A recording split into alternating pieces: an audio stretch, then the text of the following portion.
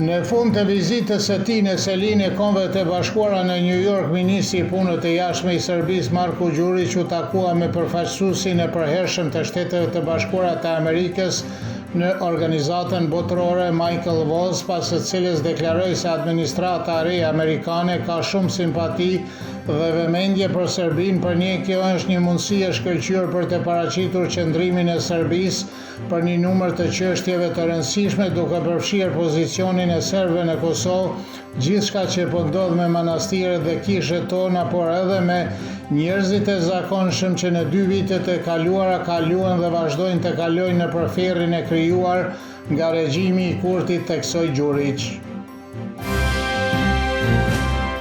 Analisti politik Avni Arifi tha se Albin Kurti dhe përfaqësuesit e partisë së tij krijojnë përshtypjen me retorikën e tyre në Kombet e Bashkuara se në Kosovë ka gjendje lufte.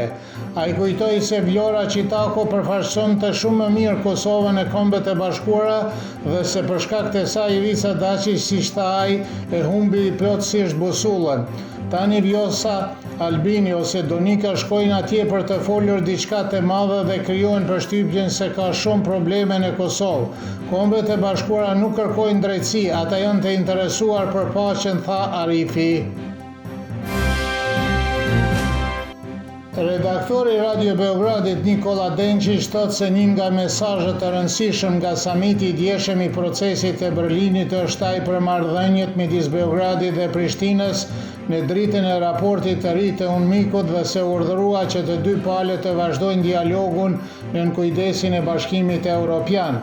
Gerta Zaimi nga Qendra për Studime Strategjike Ndërkombëtare në Tiranë thotë se marrëdhëniet midis Prishtinës dhe Beogradit janë më të rëndësishme për vendimtare për pranimin e Serbisë dhe Kosovës në Bashkimin Evropian dhe se Prishtina e Beogradi duhet të zgjidhin mosmarrëveshjet e tyre.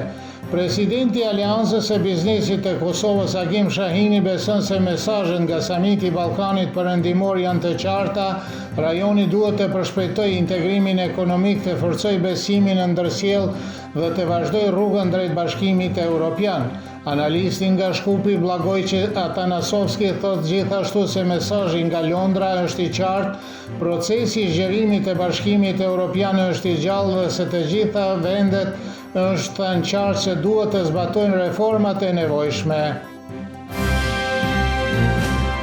Ekspertja politikës së jashtme Donika Emini beson se propozimi i Albin Kurtit që Kosova të ndërtojë qendra për paritjen e azilkërkuesve nga Britania e Madhe në këmbim të forcimit të sigurisë së Kosovës është e çuditshme, raporton Koha Ditore. Në programin interaktiv Emini tha se një ofertë e tillë nga Kurti interpretohet edhe si një përpjekje dëshpërore për të forcuar marrëdhëniet dypalëshe. Ajo foli edhe për planin e rritjes, duke theksuar se përfaqësuesit ndërkombëtar janë të frustruar me elitën politike të Kosovës, pa përgjegjësinë së cilës pengoi rrjedhjen e fondeve nga ai plan.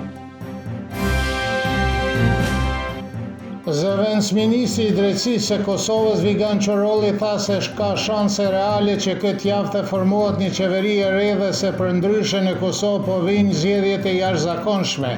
Kurti është i gatshëm të bëjë kompromise sepse kostet nga buxheti për 2 rundje zgjedhje do të arrijnë deri në 20 milion euro, tha Çorolli. Ministri i Arsimit Arberie Nagavci u bëri thirrje lidhjes demokratike të Kosovës të votojnë për qeverinë e tretë të Albin Kurtit, duke theksuar se kjo do të ishte në interes të Kosovës dhe do të shmangte zgjedhje të reja. Kurti u mbështet edhe nga 2 përfaqësues të komuniteteve Pakic, Artan Aslani dhe Albert Kinoli, të cilët thanë se do të jenë edhe antar të kabinetit të ardhshëm. Nga ana tjetër, Bilal Sherifi nga Nisma Socialdemokrate thotë se kreu i kësaj partie Fatmir Limaj i ka thënë qartë Kurtit se është i gatshëm vetëm për partneritet brenda kuvendit, por jo në degën ekzekutive, dhe deputeti i Aleancës për Armërinë e Kosovës Time Kadriaj përsëriti se partia e saj nuk do të pranojë bashkëpunim me vetëvendosjen. Analisti politik Gëzim Kasapolli vlerësoi se negociatat për formimin e qeverisë së re të Kosovës të kujtojnë qasjen e mëparshme të Albin Kurtit ndaj serbëve vendas.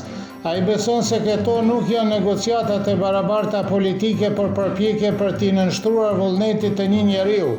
Ai vlerëson se situata aktuale tregon papjekuri të thellë politike, si dhe interesat personale në partitë politike ende mbizotrojnë mbi interesat e Kosovës.